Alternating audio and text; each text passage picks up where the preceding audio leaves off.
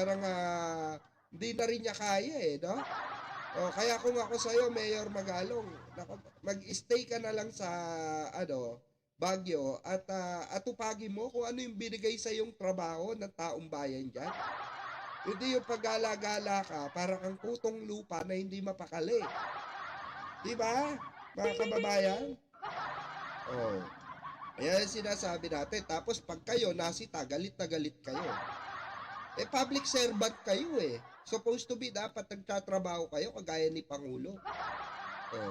Ang ating mahal na Pangulo, halos wala nang pahinga kasi alam niya yung kanyang trabaho. Hindi kagaya ng mga Duterte na si Sara, meron na namang allowance. Papunta, paikot-ikot ng ibang bansa. Ganun din si Pulong Duterte na mag-iikot at di umano ay sabi niya ay galing sa sarili niyang kwarta, yung 17 country na iikutin niya. Galing naman talaga siguro sa pera niya yon. 'Di ba? Na binigay ng mga sindikato, di umano na Chinese mafia, 'di ba? Kasi alam naman natin na itong si pangalan dito, ito si Pulong Duterte nasasangkot sa mga ganyang anomalya, especially sa droga at mga mafia na kung saan di umano'y nagbibigay sa kanila ng mga parapernalya at mga salapi. Ayon yan mismo kay Senator Sonny Trillanes, di ba? Kaya naman mga kababayan, yan yung isa sa mga tututukan ng ating mahal na Pangulo at pupuntahan niya, yung homeworld construction na yan ay under investigation na po ng ICI. Okay? Spread nyo itong balita na ito, especially dyan sa Negros. For sure, alam nyo yung tinutukoy ko. Sino mga taga Negros dito?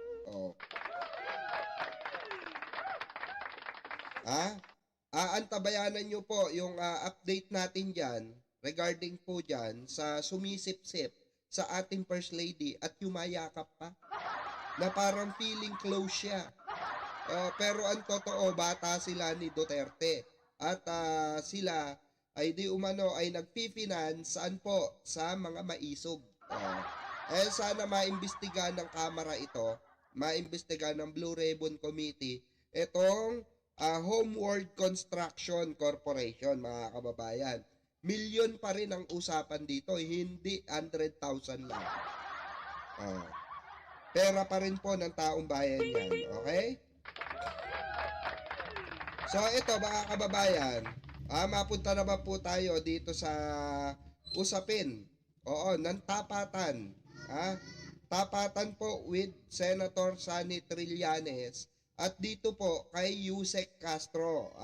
Naku, napakagandang nito, mga kababayan, talakayan. Dahil po, dito po mga kababayan ay tinalakay po itong nila Boss Mike, nila Biyahe ni Koy at ni Nyolo na kung saan talagang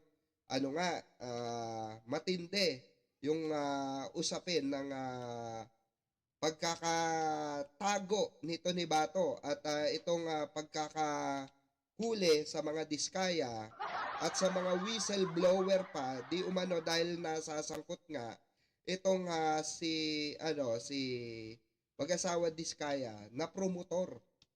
Promotor po. At sila'y nasasangkot sa droga paraphernalia. Okay. Ito po ito ay play natin at pakinggan natin yung tapatang interview kay Senator Sonny Trillanes at kay Yusek Castro. Okay, ito po pakinggan natin ito mga kababayan. Wait lang. Wait A ton of levers, tools, and no time to guess. Within the next couple minamahal na lungsod ng Caloocan, ang fried, ang sundal, mga kababayan, mga dilis, ilabot ng hindi lang ng ating mga kababayan mula po sa ating minamahal na lungsod ng Caloocan, ang fried, ang sundalong matapang, matibay, may paninindigan, at kayang patunayan at paninindigan ng pagmamahal sa bayan. former Senator Antonio Sani Trillanes IV. Yo! Magandang hapon po sa ating mga kababayan. Salamat po sa pag-imbita dito sa Vengador. Vengador. Oo. Ayan. Ayan, nandito po si Yusek Claire at sina Samang Mike, si Koy, and Nyolo. So, sana po ay mag-enjoy tayo. Yun! So, umpisa na natin. Mag-e-enjoy tayo. Sek, nasa na ba ako yung itatanong ko kay Yusek kanina? Na-starstruck Oh, yung kay sa mag-asawa. Ano na? Ibaling natin sa kanya. Oo. Sen, may tanong kami. Ano po masasabi nyo ngayon patungkol sa bagong-bagong issue dito sa mag-asawa, si Mans at saka kay Sarah? Hindi po yung hindi po sila nagsasama. Alam na po namin yun eh. Yung pong issue nila dun sa 1.6 tons na pinagbabawal na gamot. Sa madaling salita, shabu. Yung Ayan, mga kababayan. Nalilink talaga. 1.6 tons, narinig nyo kay Boss Mike. 1.6 tons na droga na di umano ay, hawak-hawak or napupunta sa Diskaya ngayon. Itong na ito. So pakinggan natin itong sasabihin ni Senator Trillanes. po yung issue ngayon nila na meron pong isang nagtuturo sa kanila na nagngangalang Ramil Madriaga. Sen, ano po? Kasi alam ko na banggit nyo na yan noon eh. Ito talagang isang mabigat na issue to. Although aminin natin na kailangan talaga pa nating laliman pa yung pagsisiyasat at pagbe-vet. Pero doon sa mga paunang mga revelations, talagang nakakagimbal, ano? At tignan natin within the next couple of weeks how it develops kasi marami pa raw siyang ibubunyag. So, yun ang abangan natin. Siyempre, may ano po ba kayo? Ano sa tingin niyo po na ni Sir Ramil Madriaga? Sa tingin niyo po, safe po ba siya ngayon? Kasi kailangan po na talagang yung Yusek, di ba? Siyempre, yung niya is mas matiyak natin na kaligtasan niya is okay. Kasi nakakapunta-punta nga si Sarah doon talaga eh. Tao niya lang. Tao lang. Well, talagang kailangan natin masigurado yan. But of course, dun sa mismong building kung nasaan siya, ay maayos naman yung seguridad doon. Pero eventually, pagka nagkaroon ng investigasyon, let's say sa house, kailangan malipat siya doon para dire-diretso yung access ng mga mag-imbestiga. Pero Sen, may tanong ako. Gaano ka sigurado tayo na walang ibang intensyon si Madriaga sa paglabas niya at pagtuturo niya sa mag-asawa? Kaya nga kailangan natin i-approach to very carefully, no? Hindi yung unang bungad yun na kagad. Kasi pwedeng maadormawanay ka, for example, di ba? At kaya, pag nag-imbestiga, let's say sa house, sige, sabihin niya kung ano yung mga nalalaman niya, tapos kina-counter-check natin. Pero at least very transparent yung magiging proseso. Yun. Pero siyempre, sa naranasan mo with the Duterte, sa mga pag-iimbestiga mo, wala ka naman nadidetect na yung Ramil Madriaga, na isa sa mga, yung sa pag-iimbestiga mo, dahil alam ko marami kang pag-iimbestiga sa mga Duterte family, may natatalisod ka bang Ramil Madriaga, connection with Sarah, with ganon-ganon, may sa mga intel nyo po? Na lumabas yung pangalan na yan mga early this year. Yes. Kasi yun nga, na kumbaga nag-cross-check siya doon sa isang iniimbestigahan kong case, yung tungkol doon sa yung importation ng shabu nung kay Mark Taguba. Grabe. So meron ding doon nahagip doon. Pero alam nyo kasi nung panahon ni Duterte, ang dami nilang mga side deals, mga operasyon na ngayon pa lang natin nabubunyag. Kaya Yung nga Marcos administration. Grabe nga po eh. Pero ninyo Sen, yung sino yun? Yung umako. Si Taguba. Inako niya yung kasalanan ng iba. Mm. Tapos po, naiisip lang din namin, minsan na pag-uusapan namin, ang kaso pala netong si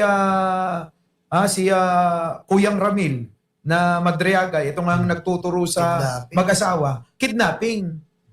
Meron ding di umano ayon sa sa mga usap-usapan sa mga GC, eto daw, siya daw po yung kumidnap doon sa pamilya nung si Taguba para aminin lahat yung kasalanan nung si Mans. We will have to check that, to validate that. Pero ang tinitignan namin na kaso niya, dahil parang nagkaroon sila ng conflict ni Harry Roque. Yo. No? Kaya mukhang si Harry Roque sampa ng kaso. But again, sabi ko nga, lahat itong information na to, we need to double check para ma-validate natin before talagang lumabas na to ng tuluyan. The last time former Senator Antonio Sani Trillanes, mayroon kayong nabanggit sa interview with Miss Corina Sanchez. Maitanong ko lang po, pwede ko bang malaman ano itong ipapile na kaso dito sa mag-asawa?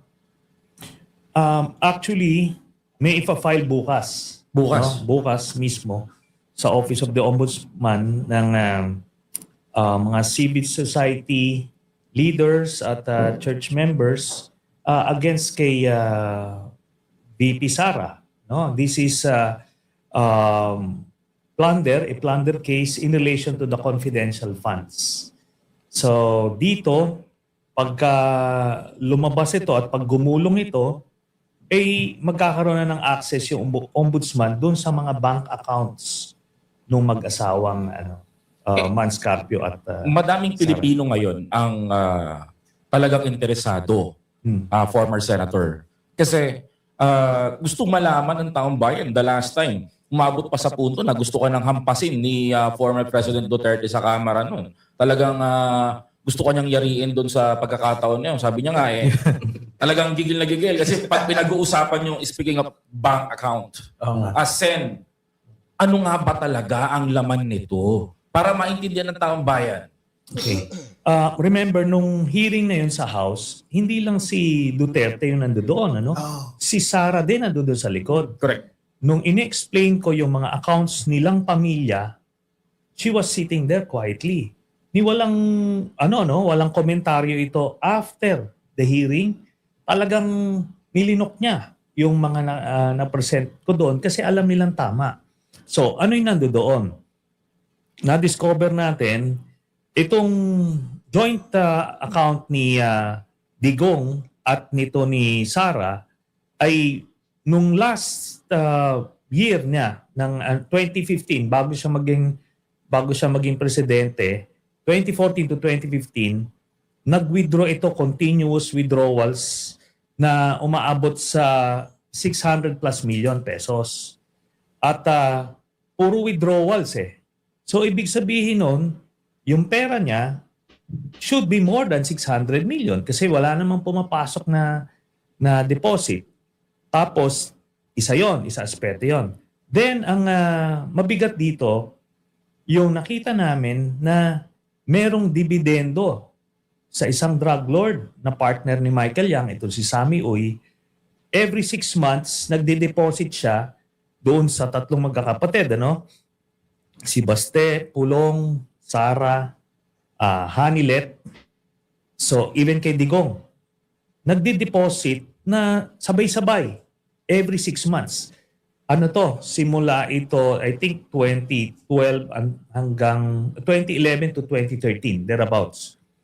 Ang punto rito is, ang total nung pag kinikwenta mo yung dividendo nito is nasa 40 to 50 million every 6 months inuhulog sa kanila. Tapos titignan mo ano pong negosyo na meron na magbibigay ng ganong steady na dividend. Kaya yun yung kailangan nila ipaliwanag. At nung time na tinatanggap niya to, mayor siya sa Davao City na hindi niya dinideclare sa SALN. Kaya mabilis ibangga ito Dahil binibigay sa kanila mga managers checks. So nakapangalan mismo sa kanila. Malaki Oo, kaya Lakas yun ng yung Oo. Siya ang lakas ng loob, naka-managers check. Oo. And ano to? I think kasi nung mga panahon na yon, feeling nila doon lang naman sila, protektado sila ng Untouchable national- sila doon. Untouchable, oo. Kaya parang ganun lang. Tapos ano ito? Lahat sila tumatanggap, total mga 40 to 50 million. Every 6 months. Kaya parang regular na dividendo. Then finally, Grabe, no? ang isang madidiscover nila dito, aside pa dyan sa mga yan, is may mga withdrawals na malalaki. Na billion talaga ang abot. Kaya nga, sabi ko nga, ando doon siya, ando doon ako. Di ba hinamon ko kung mali yun, pumayag siya pumirma dapat ng waiver eh. Correct. Hinamon siya nung chairman nung time na yon, si Congressman Suarez, na okay ba sa inyo? Na to prove me wrong, sabi niya, sasampalin daw muna ako. Pumayag na nga ako, sige, sampalin niyo ako. Pero ganun. And ando doon din si Sarah. She was quiet. Di ba? She could have objected. She could have said na hindi totoo yan, pero wala. Pero yun na nga, gumawa siya ng eksena para maiba yung usapan. Work is a pain in the ass. My files are in this app. My chats in this app. Kasi mga Duterte- Yusek, gusto namin pahirapan mo si Sentry. Oo nga, marami na akong isip. Hindi kasi, di ba sabi nila wala daw kayong ebidensya, wala kayong authority na para makita tong bank accounts na ito. Pero natatanda namin, kahit yung si Deputy Ombudsman, Karandang, right po? Yeah. Siya yung nagpatotoo na meron talagang accounts. Yeah. Tapos umiikot yung pera. Yes. At hindi naging dahilan ng pagkatanggal niya sa kanyang pagiging Deputy Ombudsman. So, in other words, yung sinabi niyo po, na patutuhanan to Deputy Karandang, Deputy Ombudsman Karandang, at may dokumento yun. Yes. Mm-mm. Yun na nga, sana kung natuloy yung impeachment, lalabas yun. Kasi, as you said, Yusek, binalidate ni Deputy Ombudsman Karandang yung mga allegations ko. At nung siya ay humihingi na ng report sa AMLAC, yung itinalaga na AMLAC Executive Director ni Duterte ay hindi pinayagan Oo. magbigay ng kahit na meron silang memorandum of agreement at yun na nga tinanggal na rin na tuluyan si Deputy Ombudsman Karandang.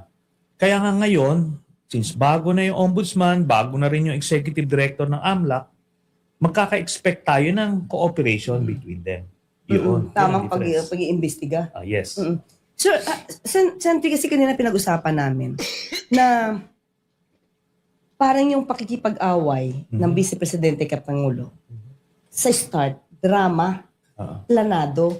Kasi nabasa ko po na, di ba, na-activate yung VP-SPG. Yeah. At ang nakita naming dahilan, nabasa ko, at words to from the Vice President, na kailangan niya yon Mhm. kasi baka dumating yung time Mhm. na magkaroon ng strained relationship ang Presidente at ang Vice Presidente.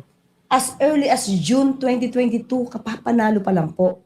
So, parang inaisip po tuloy namin, although sabi namin, pwedeng tama, pwedeng mali, na may plano. May plano na ito talaga mangyayari, parang magiging Gloria 2.0 nga, kaya siya nag-Vice Presidente. So, tama po ba? Sentry, bigyan niyo po kami ng knowledge about this. Yung VP-SPG po ba talagang kinreate dahil pagka nagkaroon ng strained relationship yung Presidente at Pangulo, meron siyang sariling protection? Okay, let me backtrack a bit, Yusek Claire. At dadagdagan ko yung impormasyon na ibinigay ninyo. In fact, as early as nung nag-usapan sila na nung hinihikayat si VP Sara na maging Vice President ni President Marcos, noon pa lang ay sinasabi na mismo ni Sara na okay lang yung Vice President kasi yung marami naman daw pwedeng mangyari sa presidente. Pwede daw malason, pwede mapatay, pwedeng magkasakit, marami. Grabe.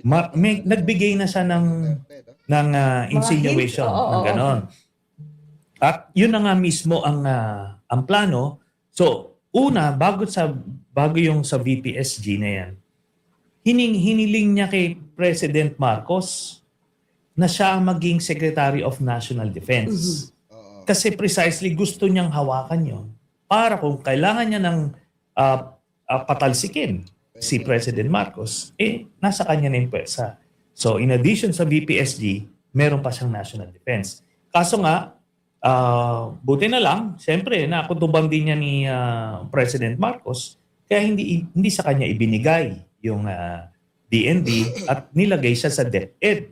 Na yun na nga, nakita naman natin na hindi naman nag-perform. Tapos, humingi ng confidential funds. So, ganun po yun. So in other words talaga, na meron ng parang intel in a way, nagkaroon talaga yung plano. Yes.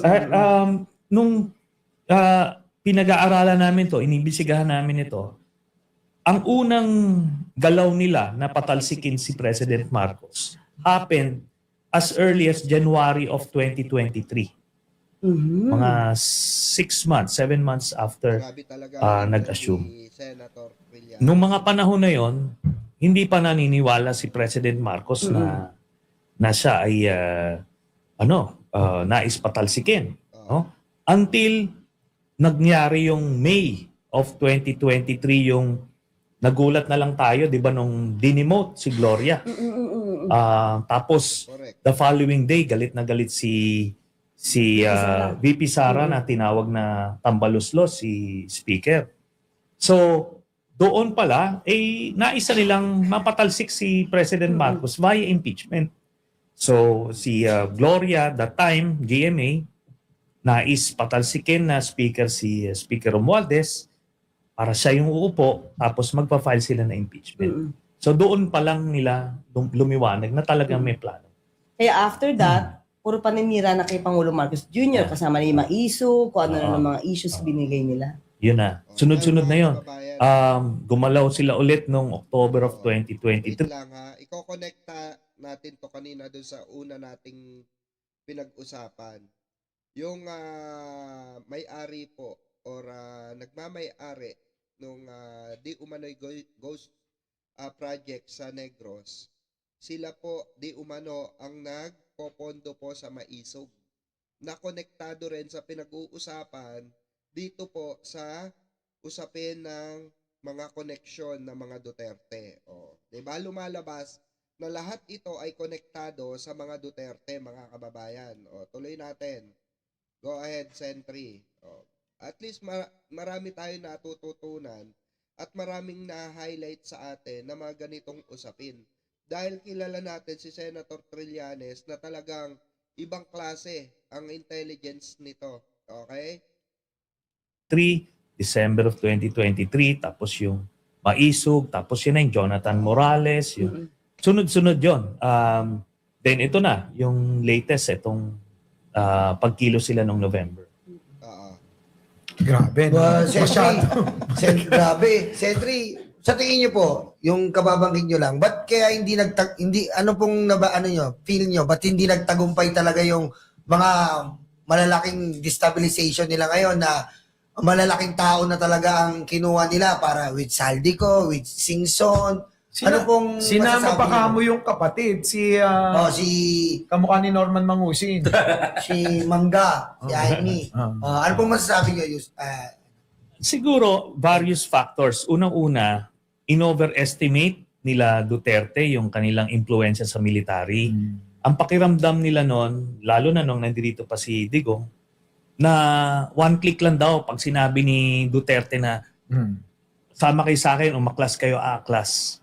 Sinubukan niya yan nung October of 2023, yung nanawagan siya na i-audit nyo yung Kongreso, ganyan. Tapos, nung Maisog, gano'n na. January 2024 yon. Yun naman yung nagsalita siya at nanawagan na siya. Basically, niliwanag niya na nandito na ako. Kinausap nila ang liderato ng AFP. kinausap nila para kumalas, mag-withdraw ng support. So, in-overestimate niya, pero ang loyalty kasi ng AFP is sa Constitution at dun sa duly constituted authority, yung Commander-in-Chief, na si President Marcos. Nung nagretiro na siya as President, as Commander-in-Chief, hindi niya nabit-bit yung loyalty as he expected. So, na-overestimate niya yon. At the same time, na-underestimate din nila si President Marcos. Ina-assume nila na weak leader, na susuko lang, bibigay. So, yun ang I learned that ChatGPT works best with detailed prompts, but I hate typing them. So instead, I dictate them using WhisperFlow while walking. When I'm walking, my brain just works differently. Ideas start pouring out. I think na kung bakit hindi nagtagumpay yung mga galaw na yun. Former Senator Antonio Sani Trillanes IV. Sir, para sa iyo, ikaw dati kasundal. At ikaw yung po dating sundalo. Yung katapangan ninyo nakita ng bayan sa mga ginawa nyo pong pag-aklas laban noon sa gobyerno. Itong si President Bongbong Marcos ba, masasabi mo ba na mahinang leader? Ang indikasyon natin dito kasi ganito. Yung sinasabi nila sigurong weak leader dahil nakita nyo siya, malumanay siya. Di ba? Hindi siya nagmumura, hindi siya nag-ano. Pero alam nyo yung desisyon na hayaan makulong si Duterte, ay ano yan? It takes a lot of guts to do that. Doon na tayo na hindi niya desisyon yan yung na ipakulong siya kasi ICC independent yan. But still, doon nila nakita. Asa na ngayon yung nagtangkang magpatalsik na sabi nilang strong leader, siga, at nasaan yung sinasabing weak leader.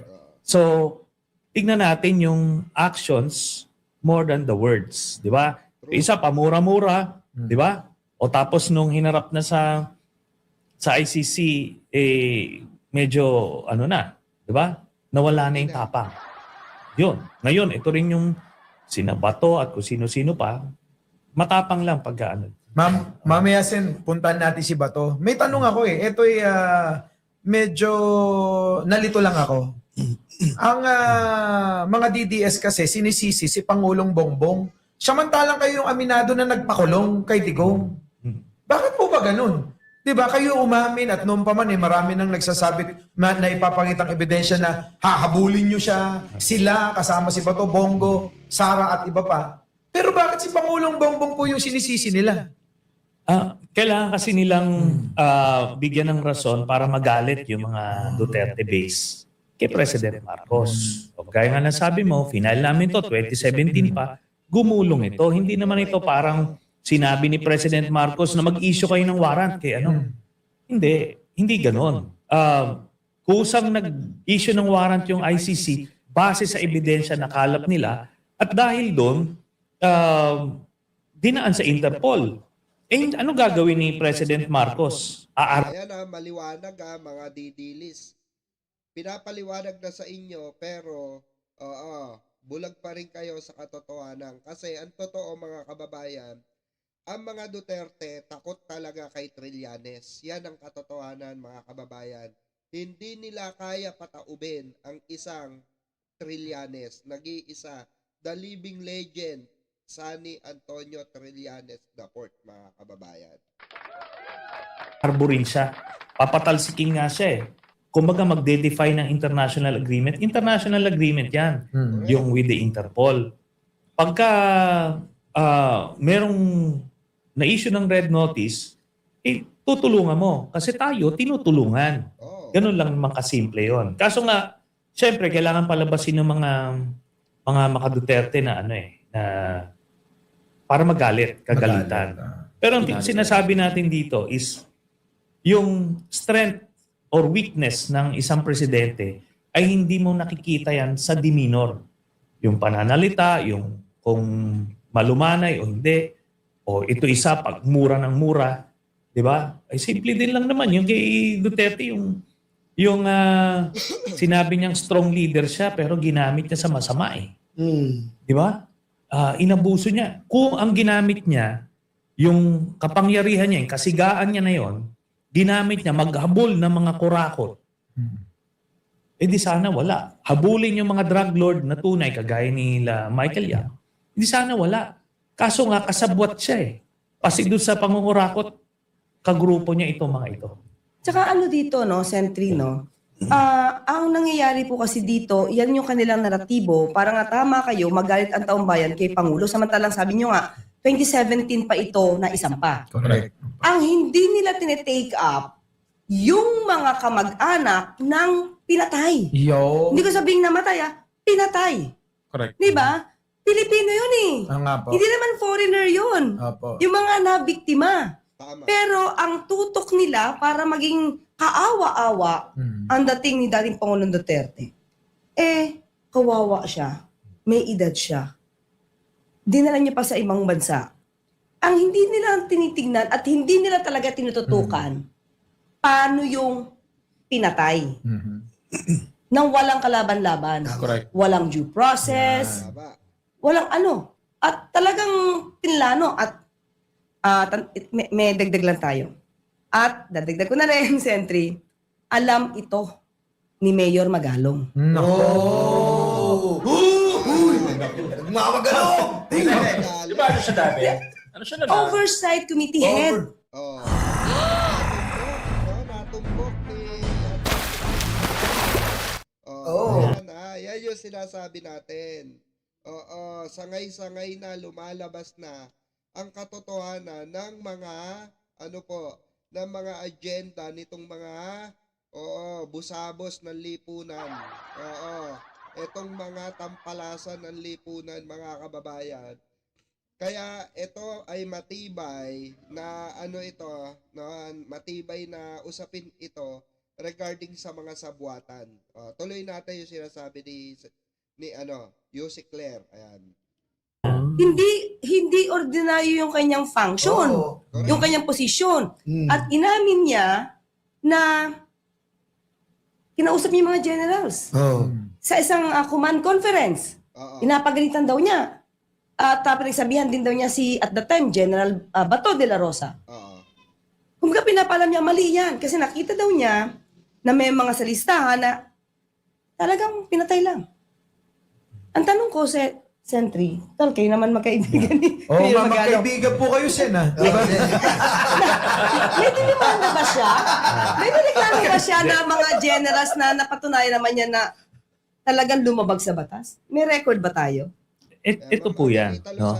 In addition sa sinabi nyo, Yusek Claire, sinamin mismo ni Mayor Magalong na sang-ayon siya dun sa war on drugs. So in short, wala siyang reklamo. Na nag-work pa nga daw, sabi niya, may kwento pa siya na may tinanong daw siya na madre na sa Baguio na daw, ngayon daw, safe na, wala na. Teka muna, wala naman maggagahasa sa madre. Di ba? Ano ba naman, may butas naman yun. Di ba? Walang gumagalaw. Kahit yung mga snatcher, hindi nila ginagalaw yan. Bakit sasabihin? Mga drama naman kasi. Pero anyway, ang bottom line nito, he was part of it. Kasi ando doon siya sa higher echelons niyan. Pero yun na nga, that's a side issue. But makikita mo yung niya, inamin niyang admiration niya kay mga estilo ni Duterte. And let me just add yung sinasabi niya. Yung mga Duterte, nung kasagsagan nung patayan na yun, pinagmamalaki nila yung patayan. Tama yan. Ngayon, parang they are denying that it ever happened. 'Di ba? Nakita natin yan mismo, 'di ba? Yung mga talumpati ni Duterte, ni Bato, at kita natin yung mga nakahandusay sa kalye, lalo na di sa Caloocan, 'di ba? Yes, sir. Yung mga nasa depressed areas pinapasok yung bahay Sinisipa yung bahay. Yung pinto, tapos kung wala doon yung hinahanap, kung sino lang itutumba. Bangkota. Yung kasi mga middle class, yung mga tagahanga niya na hindi nila naramdaman yon kasi hindi sila doon sa mga depressed areas na tinatarget nung war on drugs. Bakit? Kasi alam nilang hindi lumalaban. Walang mga abogado, walang ano. Yun. Alam mo, Sen, ito address ko lang to kay Mayor Magalong. No? Mayor Magalong, kung nanonood ka, may gusto ko sabihin sa'yo, magkaiba ang Baguio, magkaiba ang Caloocan. Alam mo ba yung nangyari sa kaibigan ko si Kian De Los Santos? No. Na kinuha na lang, basta-basta, tinaniman ng shabu, binarit. Sinabi na nanlaban. Kaya kung sasabihin mo, tatanungin mo yung madre, kalokohan talaga yun, wala talagang gagawang karumal-dumal sa madre. Pero sa ordinaryong tao, sa Pilipino, sa mga mamamayan, nung panahon ni Duterte, pag tinuro ka, adik ka, wala ka na, kinabukasan patay ka. Yan ang gusto ko sabihin sa'yo, Mayor Magalong. Magkaiba ang nangyari sa Baguio, magkaiba ang nangyari sa Caloocan. Advisor siya noon. Yun na nga ang problema eh. Proud Alam mo, pa siya. Sen, kaya sa favor, pwede ba isama natin ito sa Netherlands? Hindi, ang tanong ko nga kay Sen, Hindi. bakit hindi nakasama sa kinasuhan? O iba kaibigan, Sen? Hindi. Siguro, ano siya eh. Nung time na yon low-key siya. Ah. At hindi siya diretso dun sa Okay, no? sa chain of command, no? Yung mga kasi itong mga makita mo yung pattern dun sa mga kasama, mga sangkot dun sa kaso. Ito yung mga naging PNP chief. Yon, sunod-sunod diyan si Bato, yung namatay na Kaskolan, si Albayalde. So sila yung mga panahon na yon. After kasi ni Albayalde nung sinimula na yung preliminary examination sa ICC, humupa, nag-abatra sila eh kasi alam nilang may sabit na sila. So nagbawa sila ng ano. But ang Oy, speaking of Albayalde, mga kababayan, masasama din po siya sa mawawaran ng ICC. Oo, nako. Marami na ang magtatago talaga dahil sa ginawa ni Senator Sonny Trillanes. kuwan ko lang dito is yung kapulisan siya, general siya noon, senior general ng PNP. Oo. Ang trabaho nila was to serve and protect the Filipino people. Pero dahil takot silang tumindig kay Digong, pinapalabas na lang nila na tama yung ginawa. Pero wala akong believe dyan sa mga yan dahil como hindi nila kayang tumindig at magsabing mali yan, sumang-ayon na lang dahil sa takot. Hindi, balikan kasi yung mga madre, di ba? Sabi nga, Yusek. tahimik daw. Hangang-hanga daw yung mga madre. Dahil tahimik ang Pilipinas, walang krimen. Panahon ni Pangulong Duterte, yung mga missing sa Bongeros eh. Tama, Correct. tama. Ilan yun? 38? Oh, O paano na to doon sa mga madre kung totoo mang may kausap siya? kaya nga. 38 ito. At that time, kung mapapansin niyo yung declaration ni dating Pangulong Duterte, yung management daw ng Isabong, walang kasalanan. Tama po. Di ba? Inimbestigahan to ni Senator Bato sa Senado.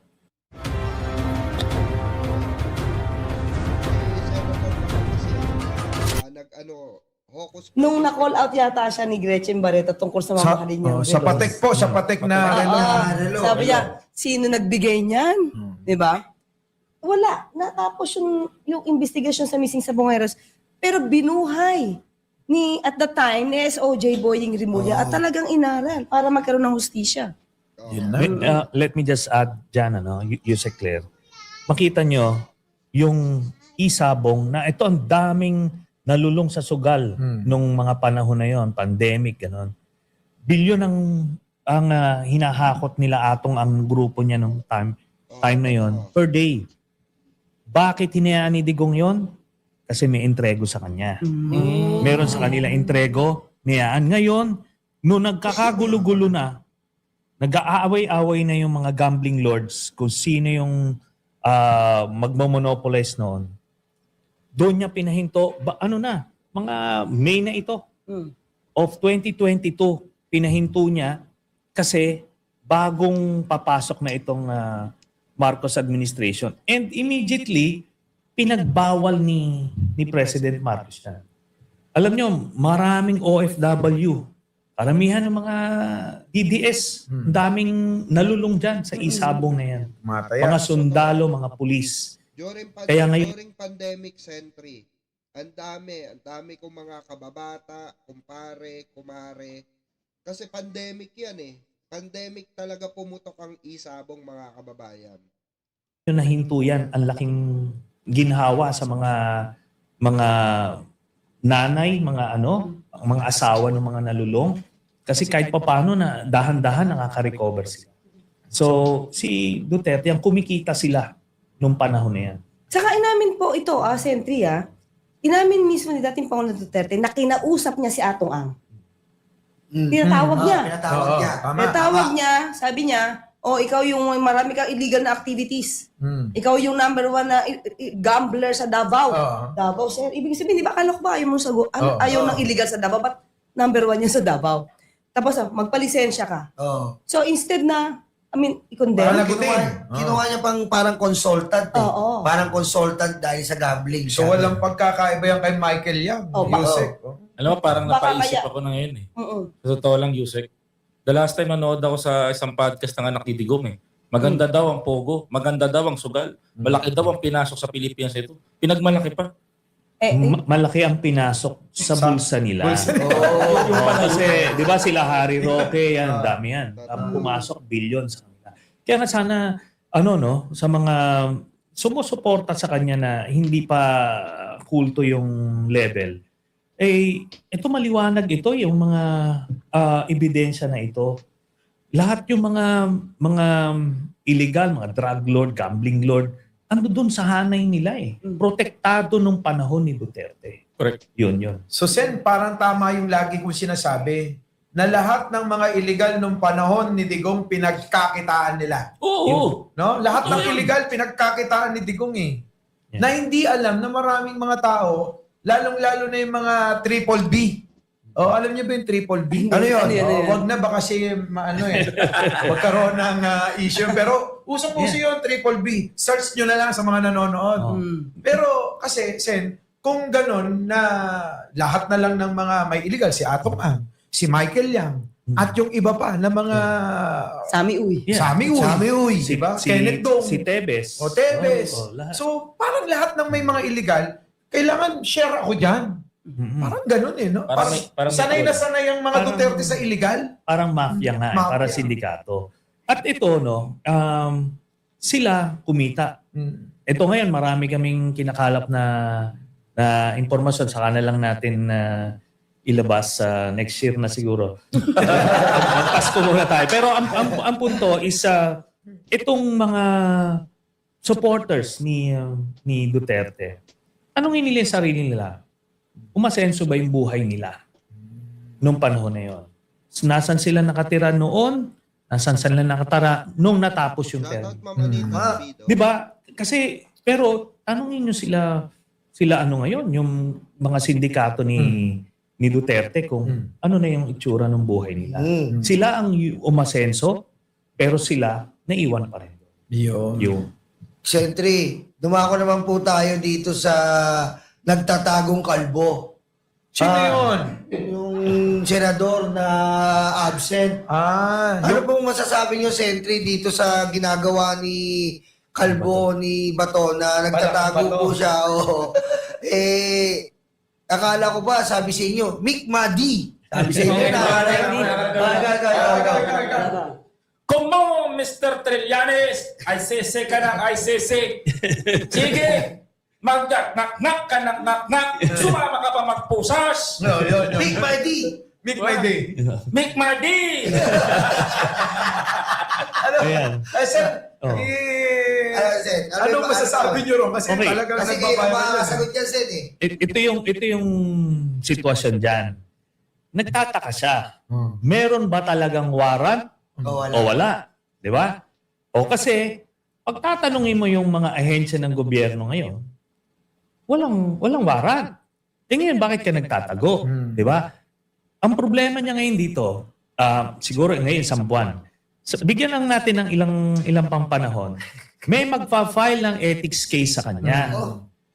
Dahil kung walang warrant na mapuproduce, bakit ka nagtatago? Wala kang rason na nag-a-absent ka. Tama. Di ba? So yun ang ano dito. Ngayon kung bumungaw naman siya, ano ngayon ang mangyayari? Walang pagpipilian. Di ba? Nasa kanya yun. Oo. Pero kasi pero kasi binoto siya eh. Binoto siya, may mandato siya, kailangan pumasok. Kasi sabi ko nga may dalawang presidents dito. yung case namin ni Sen Laila, ay ni Kong Laila ngayon, naditini kami nung 2003 to 2000, ay nung 2007 nung nagsenador ako, nakadetain siya rin, nakadetain. Pero nagpa-function kami. Nagpa-file ako ng bills and resolutions. Tapos, nag-conduct na ako ng committee hearing sa loob ng detention facility. At yun, yung pagpataas ng sweldo ng sundalo, police, government employees, doon yun kinantak sa loob ng kulungan. Nice. So in short, nagpa-function kami. Si Senator Lacson, nung time na kinasuhan din siya ni GMA dahil tinatarget din siya. So he felt unjustly persecuted, kaya nagtago siya. So yun ang similarity ni Bato.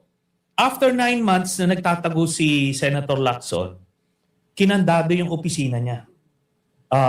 Hindi na nireleasan ng pondo, yung mga empleyado niya, inabsorb na ng Senate Secretariat. Ganon ang pwede mangyari kay Bato. Si Senator Lacson, may warrant na ang feeling niya, hindi ako yan. Prinaject siya ni Itong isa, wala pa naman warrant. Walang nakikitang warrant. Di ba? Kahit anino, wala. Even sa Supreme Court, sinabi nga ng Solgen, premature yung application mo ng TRO kasi wala namang warrant. No. So, bakit ka in short, wala kang reason magtatago. Ngayon, pagka nag-decide ng ethics case, pwede siyang matanggal dyan. Nako. At sa 2028 ngayon, yung second half ng termino niya, ipapasa na dun sa number 13. Baliwala na. Dapat. Ang sabi ko kasi kay Bato, sumunod dito sa Netherlands. Marami akong plano. Ipagluto niya ako ng munggo. Alam mo, Sani,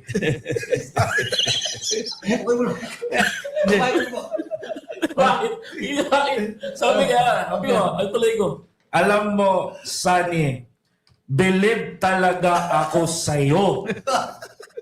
Kasi kasama mo yung idol ko na Yusek Claire Castro. Sani, Agawin mo na si Yusek. kapag Yusek Claire, kapag pwede ba mag-tandem kayong dalawa, uuwi ako ng Pilipinas, mag-uli ako sa Davao, sabihan ko ang mga tao doon na ako, iboboto ko si Sani kapag kasama si Yusek Claire. Okay na Sani, si Bato. Matanggal man yun sa Senado. Pagpes na tayo, dili na kita batuhin ng microphone. Ay, naku, Yusek, may tanong ka pa ba? May revelation kasi. Alam mo naman, pinanonood ko si Senator Trillanes Sabi niya, ang susunod daw ay si Senator Bongo at saka si General Albayalde. Oo nga. In-announce mo yun, Sentry. Oo nga. Baka magtago din. Oo nga. Oo. Actually, kung gagawin yan ni Bongo, edi -1 ka na naman na problema sa sa Senado. Oo, kasi 'di ba nagtatangka sila constantly na na papatalsikin daw nila si Senator Soto. Me staring at 23 unread messages, knowing each response will take 10 minutes to type. We've all been there. Mga podcast. Kumaga, hindi wait lang po. Ayan.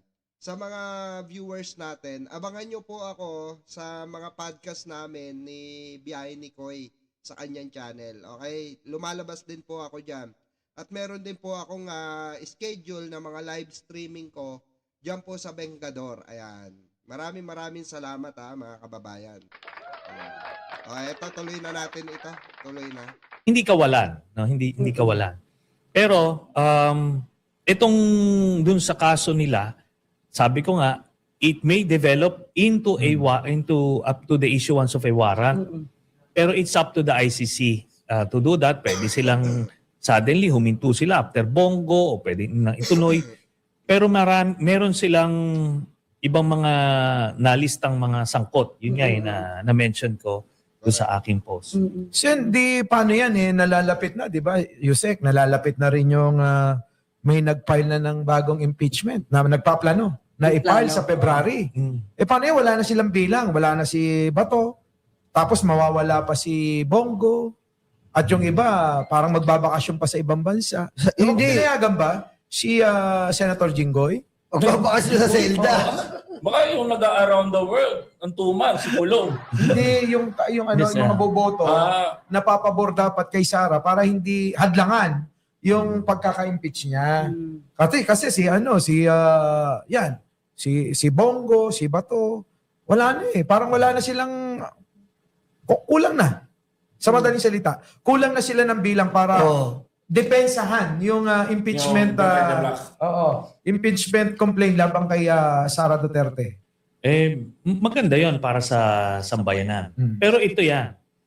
Base dun sa bagong ruling ng Supreme Court, pagka nag-file ng impeachment, at may magpa-file ng impeachment ito sa civil society, doon sa mga progresibong grupo. So, kailangan aksyonan niya ng House. At sabi ng Supreme Court, kailangan mag-conduct ng hearing sa House. Di parang quadcom yan. Doon pa lang, hindi makakakontra ito. Sina Marcoleta, yung mga DDS senators, hindi nila makaharas yung mga testigo. So magkakaroon ng panahon na makakakalap ng ebidensya at makikita ng taong bayan. Doon pa lang. Now, without any interference from the Duterte senators. So it's even better para sa taong bayan na makita yung katotohanan dito. Correct. Pero ang tanong ko ito, Sige, Yusek. kasi sabi ni Sentry magpa-file Friday, tomorrow na yun. Yeah. Oo nga. Tomorrow. Plunder. Plunder. Sabi ni Ombudsman, medyo mas madali daw pag malversation of public funds. Sila naman yung Mag-assess. Oo, kagaya ng kunyari, pag nag-file sa kanila, magpa-fact-finding sila, pag nakita nila ang angkop na kaso ay malversation, di malversation po yung ipa-file nila. Pero yeah. Pag heinous crime ito, let's say plunder, maski na yung malversation of public funds, depende sa amount, pwedeng maging no bail. Kung, ayoko na mag-speculate, kung lang po, in general, masampahan, baka sabihin nila, hindi kami pwedeng ikulong kasi vice president kami. Impeachable impeachable officer siya. Well, he would have to make a recommendation sa appropriate body, the House of Representatives, na tipong, impeachable officer ito. So, may nakita kaming probable cause. You do your thing. Ganon. Ito lang sa akin, analysis ko lang to. Kasi kayo, di ba sabi nyo nga, nakulong kayo. Pero tuloy kayo nagtrabaho, di ba? Yeah. At that time, sumusweldo kayo, pero tuloy kayo. So, ang Vice Presidente, wala siyang immunity from suit. Yeah. So, pwede siyang sampahan. Yes. So, pag nakulong siya, pwede naman siyang mag-work from the jail. So yan, it's going to be a test case kasi wala pang mga precedents diyan. So pwede ka naman pag sinampahan ka ng kaso, kung ma-detain ka man, hindi ka naman tinatanggalan ng titulo. Yung impeachment is tatanggalan ka ng titulo. Kaya pwede siyang isabay. Impeach ka, same time ka Hindi nga, ang mangyayari sir, yung naging nangyari sa inyo. Yeah. Saka ni Senator Leila de Lima. Nagtrabaho, hindi tanggal sa posisyon, kahit nakakulong. So, pwedeng gano'n. Kasi, Pwede. Ang immunity from suit kasi ng members of Congress kung yung mga 6 years and below yung mga kaso. Pagka beyond that, wala kang immunity at during session. So itong sa kanya, walang nakadetalye. yes, opo. So of course, they will try to seek judicial remedy sa Korte Suprema, pero we will see kung ano magiging desisyon. Pero pwedeng sabayin yun. Yung investigasyon, for sure, walang pigil yun. Pwede siya imbestigahan. Then, Kasi ang pwede presidente lang naman na may immunity from suit. yes. So yun din yung nakikita ko. Baka pwede, kung no bail ito, pwede makulong. Nako. Yun Oh, ang tingin ko. At magtrabaho siya habang nakakulong, katulad nung nangyari kay Senator Trillanes. Hindi na siya makakapag-travel, Yusek. Ayun lang nga, yun lang ang mahirap. Ang hirap Ah. nun, Yusek. At saka meron pa akong isang tanong eh. Mm. Kay ano naman po yung gustong mag-around the world? Yung pong best friend po ninyo. Eh di po ba dati malaki katawan nun, parang sing laki ni Rocky halos yun eh. Si Pulong. Eh di lumiit, nakita nyo naman, di ba? Parang na siyang natuyot. Eh, ang hinalangan ng iba, may malalang sakit. Ang tanong ko, hindi po doon sa kanyang kalusugan, Sentry. Paano na ngayon yung tato, yung code, baka hindi na mabasa? Diba? Kasi kumulubot na eh. Kumulubot na. Alam nyo yan, yung tato na yan, sinasabi lang, baka daw ngayon, mabura na o burahin na. Ang problema kasi, merong dyan pag miyembro ka ng trial, pagka dinis-own mo sila, ano yan, parang death warrant mo yan. Heal na, heal. Oo, kasi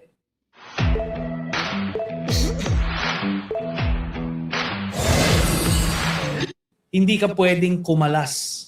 Basta Once pumasok ka, hindi ka pwedeng kumalas. triad yan. So kaya hindi niya pwedeng burahin yon. Yun ang problema niya. Kaya ako, nung time na yon, confident ako eh. Sabi ko, pakita mo. Ayun, namilipid sila doon. Hindi nila alam na yun ang tatanong. Pero umamin siya nung una na may tattoo siya sa likod. Di ba? Umamin siya on record. O sabi ko, yan yung sign ng membership. So, dragon tattoo. Ganyan o. Doon siya nagulantang eh. Kitang-kita ko yung kaba niya eh. Paano niya lulusutan yun. Sabi ko, pwede ka naman pumunta lang sa isang sulok, sa isang kwarto na bakante doon. Ipicturean lang ng Sergeant at Arms. Tapos i-present. Kung hindi man, kung picture man ng bulaklak yung nasa likod niya. Di ba? It would have been enough na masira ako eh. Oo. Pero hindi eh. Kasi pag Tweety Bird. Oo nga, baka sisiyo. Yun na nga. So, pero talagang nila. They made sure na hindi mailabas yun. Alam mo, Sunny, sinabihan ko si Pulong, pag nakita si Tweety Bird sa likod mo, wala na. Uwi na tayong Davao, dili na ako magpresidente talaga. Mag-resign man ako dapat nun, Sunny. Pero ganun kasi sila, brother eh. Oo. Si Duterte, yung salita niya, iba yung nangyayari. Ibig sabihin, iba yung sinasabi sa ginagawa niya. Totoo. Yan ang style ng Duterte. Correct. Kaya marami pa rin nalilin lang talaga. Ibig sabihin, Yusik kasi yung ganong style ni Digong, may market talaga eh. Pero teka, May market siyang ganon. kanina gusto niyo questionin si Sentry tungkol sa paglalamierda, no? Yun na nga. Pagpapakasyon Yun na nga. ni Kong Pulong. Oo. Sa akin, parang may mawawala ba kung aalis siya? Ay, Parang lagi naman siya daw, wala sa Bansa. trabaho. Oo. Tapos pangalawa niya na itong world tour. Same countries, yung una niyang, Yeah. yung una niyang pinunta mga countries, yun din. yung pagkakasunod-sunod. Yun din. Parang kina-copy and paste lang doon sa second travel authority niya. And ang tanong natin, bakit dyan? Yan yan. Eh. Baka may... Bakit? May something ba dyan? Siyempre, baka may inaasikaso, no? Siyempre, ano Okay, po ba yun? ito kasi yan. Ang tingin ko doon, nililista niya yan para hindi matiktik ako saan. Yeah. Pero Yes. hindi niya pupuntahan lahat yon. Na, Meron lang siguro mga 3 na bansa doon. Pero kasi kung yun lang ang isusulat niya, matitiktikan siya doon. alam na agad. Doon. Yes. Kaya Oo nga. makikita mo yan. Kasi kung pupuntahan niya lahat yan in 2 months, 3.5 days ang stay niya sa bawat. Pagod naman talaga yun. Oo, Di Yusek. ba? So anong mission doon? And at the same time, Sentry, mismo si dating Pangulong Duterte umamin. Na, Di ba? Na ang kanyang anak na si Kong Pulong ay lazy, fool. oo. Tamad. Hindi talaga. Yun na, sa Tagalog. Ulitin mo nga yun. Hindi masipag Tamad. yun. Masipag, mambuking ng mga walker sa Davao. Yun ang masipagan. Wag mo sabihin, Mike, ikamatay mo yan pag sinabi mo, lazy, tamad si Pulong. Dili na nga nakapasok sa Congress, sinabihan pang tamad. Kaya nga. Kasi alam mo, Yusek at saka Sentry, no? Meron yata isang batas din naman na nagawa sa tagal-tagal na ng panahon na nandiyan dyan siya sa Kongreso. Isa lang yata. Ano ba yung batas na yun? Yung pagtataguyod ng ano bang tawag dyan? Mali. Hindi, meron. Mali. Yung foundation, pagtataguyod ng isang foundation. Yung Ahon sa Putikan Foundation. Yun. Alam niyo po ba yun? Hindi niyo po alam yun. Mali ka dyan, Mike. Marami nang inahon yun. Mike, mali ka dyan. Yung pag-ahon sa Putikan, ang sabi ko, anak, tularan mo ang nagawa ko sa Kongreso. Iahon mo ang mga nasa putik. Akala ko, tularan mo yung idol. Sino yun? Si Idol Rapi Tulpo. Hoy! Hoy! Ano ba yun? Hoy! Idol, oh! Jerry! Ay, teka muna. O, Yusik, ano masasabi mo doon? Merong issue daw. Halak ka, may offer. Tawagan natin. Oo. Sen Rafi, totoo ba yan? 250 daw hanggang 300. Tip lang yun, ah. Mayaman naman eh. Oo nga. Sa views pa lang. Kinukonsinti mo ba yung gawain gano'n? Ay, syempre hindi. Oo. Pero ayoko siyang pagbintangan, ayoko maging judgmental, di ba? Syempre, hindi naman siya kumikibo. Hindi natin alam kung totoo o hindi. Dapat sagutin Malay mo niya may rin. ibang initials na binigay, pero nickname pala nung ibang senador. Oo nga. Nagkataon, pareho lang Pero pinag-aralan na daw nilang lahat eh. Yun talaga. Kaya nga sumagot yung kapatid eh. Sen, ano masasabi mo doon? Stop taking meeting notes and let ClickUp AI Note Taker do it for you. It allows you to focus on your meetings. No comment. Ako, parang ano yun eh. Mali naman kasi, ano yun eh, parang ano yun eh. Sasagot ni Sen. Ang initial, alata naman eh. Sino? Rito Rapid. Hoy, Teka. galit si Senator Senator Rito Huwag ka Rafi. ma-open, Rito ah. Rapid. Epe. Ito may tatanong ako. Sana wag ma-open. Ako, Diyos ko, baka mamaya kagalitan tayo nito. Siya, hindi nyo ginawa yung ganun. Idol eh. Si Rapi Tulfo yung ganun, yung mga nagtitip ng 250 at saka 300,000, ganyan. Allegedly. Ibang level yun. Hindi, ibang level naman na ano yun. Oo. Nakakagulat, di ba? Oo.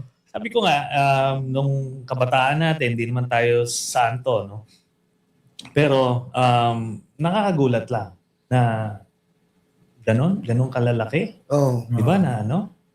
Diba? Pero anyway, ganun Magkano ba siguro. dapat na tip? Magkano po? Yan, baka may alam. Kung wala si Cedric na Parang bigla na hot seat si Sentry doon sa usapin ng tip, ah. Kaya lang. Alam mo kasi, hindi kayang sagutin ni Sentry yan. Kasi yung rule kasi ng magdalo is talagang nirerespeto ang babae. Oh. Ganun kasi sila. Ganun talaga kami mga magdalo. Kasama ka na. Pero, baka naman sabihin nung iba, yung 250,000, respeto din naman daw yun. Tip nga daw sila. Oo, di ba? Pero Sentry, ito dumako po tayo dito. Siyempre, dito na tayo sa pinakapuno. Anong masasabi nyo sa... Ayan, mga kababayan. Nakakatuwa itong mga ganitong klase ng interview ng ating mga kabenggador. Dito sa segment nila ng podcast with Tapatan with Senator Trillanes at Yusek Claire Castro, di ba? Ngayon pa man mga